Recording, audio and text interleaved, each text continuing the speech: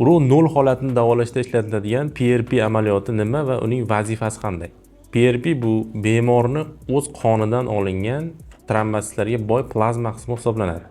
Bu qism o'zida oqsillar va regeneratsiya qiluvchi turli xil moddalar saqlaydi.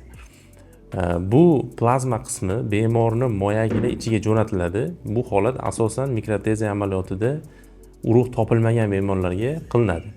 Bundan tashqari, urologiya sohasida jinsiy zaiflikning turli darajalarida ham qo'llash mumkin. Bunda jinsiy holatning kavernoz tanasiga jo'natiladi. Bunda demak jinsiy aloqani sifatini oshirishga yordam beradi.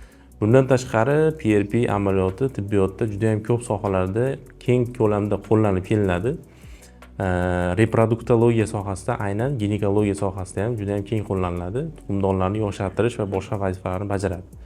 Agar sizga bu amaliyot to'liq qiziq bo'lsa, kommentariyalarda PRP so'zini yozib qoldiring.